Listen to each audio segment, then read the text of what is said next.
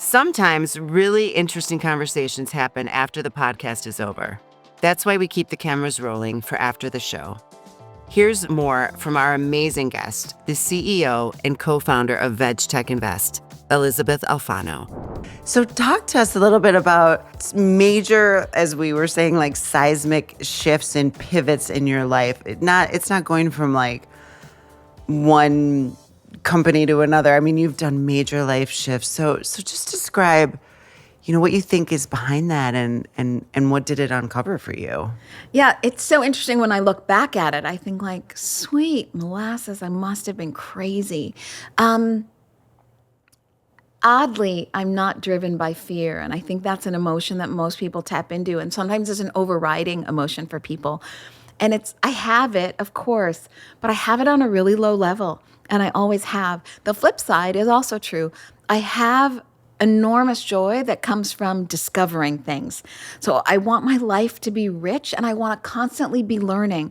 So once I'm in my groove and things are going really well, I'm also bored. So it's a little bit of a curse because you find yourself taking on a lot and it can be challenging. So you're constantly going. And certainly as I get older, I'm like, okay, I'm turning this down now. So I don't want to always be running like that. But the flip side is I get to live this really diverse and interesting life. And that means that everything shifts. So the people that I meet, the skill sets that I use, like now I'm using finance and numbers, which I've always loved. Almost went the route of being a doctor, and then I didn't. I was a French major. But you see, I could have gone either way with the creative route with French as a major or med school. And I was kind of both tracks for a while. Right and left brain. Yes. And I have right and left brain. And so I really like to shift. I was Fortune 500 company with Kellogg and before that IBM. And then I owned an art gallery. And, then I moved into journalism so right, left, and yeah. Investing. Yes. Like art gallery to investing. And then I honed in on journalism because I was missing, the creative side. I had that TV show. And then I went to... I just had that TV show. I was on the TV show. And then I went to being listed on the New York Stock Exchange with my ETF. And you grew up in France. Yeah, I spent my younger years in France. And that was, maybe it's part of it, who knows, but having to learn another language, which I loved and I took to easily. For me, there's a lot of the same logic that you apply to math, you apply to languages because you're working out an equation. That's why I'm horrible at languages. Oh, I'm so sorry for you because there's such a great joy in learning languages. I am in awe of people that can just flip from any, back and forth. How does your brain do that? It morphs. It's that desire to communicate and connect, honestly, that kind of overrides all. No fear, too. I know when I first moved to France as a student, and so many students were plagued with they didn't want to make a mistake. And I just don't have that. I've long accepted. And you were young though, right? Yeah. So I say I grew up there, but I went when I was 18 and I had kind of a strict upbringing. And so those were really my formative years. And when I was like, what?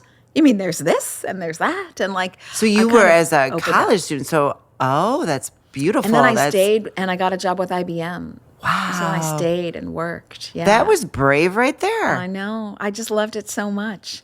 This is going to sound weird, and I'm guessing your audience is mostly women. Maybe not all, but mostly women. I think we're 75-25, something like that. So I grew up...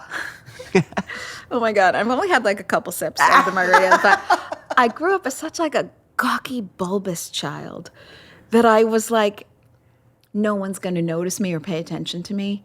Because I'm this bulbous, gawky thing. And all these other students are like perfect and their knee socks are up and so I just never assumed people would notice. And it gave me huge permission to do lots of crazy stuff and just try. Almost like you had an invisibility cloak. Yes, I felt very much so that people weren't going to notice if I did this, that, or the other. And so almost freeing and liberating. Very freeing, really super freeing. Well, when you're 5'10", I couldn't hide from anything. I see what you're saying. It was it was very freeing. And then at the same time, I was a very good student, and I felt very comfortable there. So I was confident in my abilities as a person, and then I was always very sure that nobody would notice. Interesting. And so I think that was kind of a lucky combination. Yeah. So then you're 18 and you're like, so you tell this strict mom and dad, okay, I'm going to France, and they were cool with that? They were like, that's wonderful. You need a multicultural education. Go get it. So Good. yeah. Oh yeah. No, my folks were really supportive. And did you like come home or stay there for 4 years? Like when you were over, did you? Right. No, I did finish university in the U.S. Right here in Evanston at Northwestern. So I did finish here, but then I got a job right after college, right when I graduated with IBM, and I moved right back. Super fun. Back to France. Paris. Yeah. Wow. Yeah. Super fun. You are Emily in Paris. Ah, that show. My God, that show's my life. I love that show. I love that show too. So We cute stayed and sweet. at a hotel right across from where her office is supposed to be. Oh, yeah. Oh, that was so good. So fun. I love it. Okay, lady, we're gonna end on, and this is random. We're not controlling it. It's very and hopefully all the tell dirty me what cards. this deck is. What are we getting into here? Oh, it's Esther Perel, right? So she's a really cool psychologist, relationship psychologist. So she does this book, and you can get it for like families, but some of these can get like dirty. So make sure. Okay. But I didn't pre-pick it. So is it a Okay. good one? Do you like it, or do you need a repick? It's hard. Is it hard? Okay, it's hard.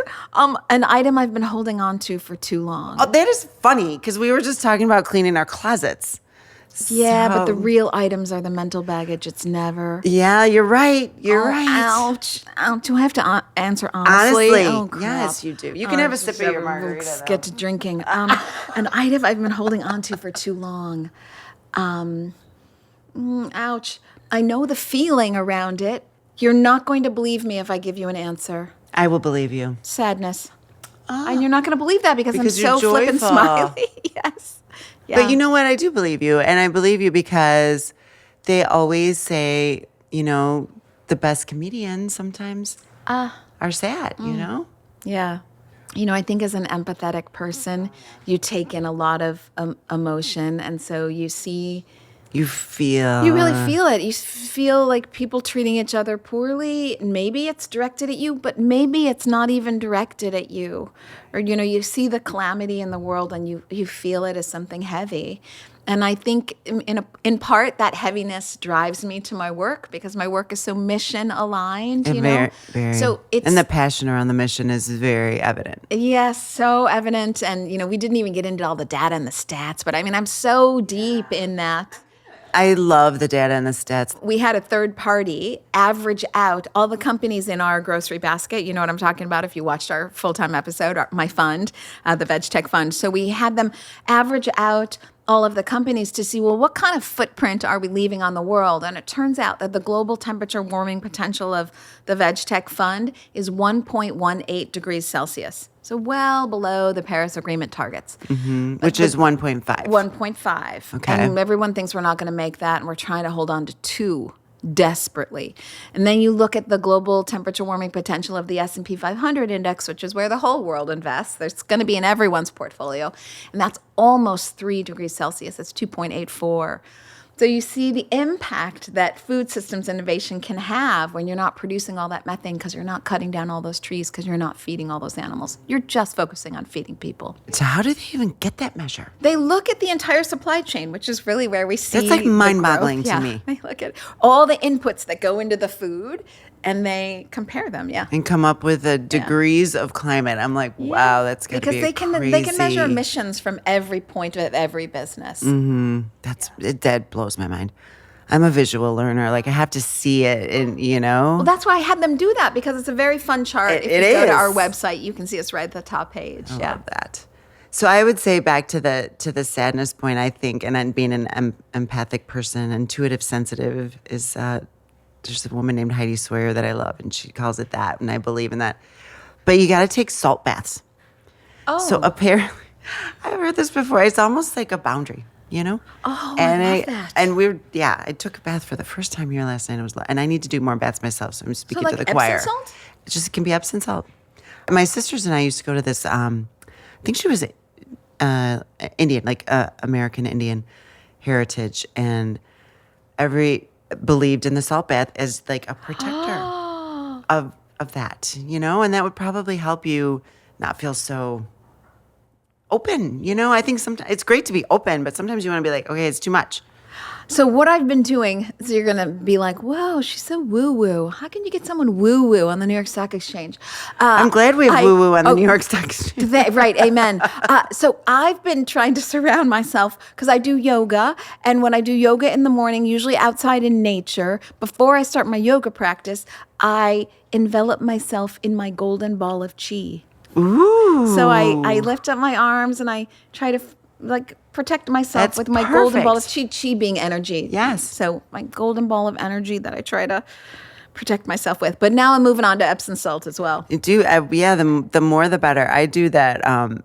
Another coach had told me about visualization too, of when you feel like sometimes the mean girls in your life or what have you, or the envy comes in, and people that are like, I don't know, trying to bring you down a little bit. So she's like, put yourself in a glass bubble, and but it's mirrors. So you're inside the mirrors, and you reflect out. And you reflect out, because it's all projections. And Yes. so you visualize that person that might be on your mind, and they're looking in, but all they can see is their own face. Themselves. Oh, that's good. And you just have to visualize it, And then I usually put a dragon flying over my head while I'm in the bubble. Do you ride the dragon? protection. No, you. I wish I could ride a dragon. I would love to ride a dragon in my dreams. So what does the dragon do over your head? It's my even further protector. I feel like it's my, Oh my God. I would love to have a dragon. I have to get a dragon. Oh, now I get it. Yes. Well, of course. So you have a protector, so you're not alone. Yeah. So that's because I'm in the bubble, so I'm kind of vulnerable. So the dragon is making sure that whoever is seeing their own reflection, just keeps it in check. I mean, what if they can get in my bubble? Then the dragon has to come. Oh my gosh! No, this is great, because you have a intellectual, emotional protector. Right. Oh, I love it. What's the name of your dragon? I don't know. I don't really have a name of my dragon. No, I call that's one of my bodyguards, so he's one of my dragons. But I always say I'm the mother of dragons. I think of my children as that too. So I do need a name for my dragon. Yes, because it's yours. Yeah, I like that. And I never had like a childhood. I don't remember having a childhood, Oh, I did. Did you? What was yours? It was like a greenish pink fairy. Really? And he would just like, diddle-link. Yeah, he would just sit on my shoulder. He'd be like, diddle-link.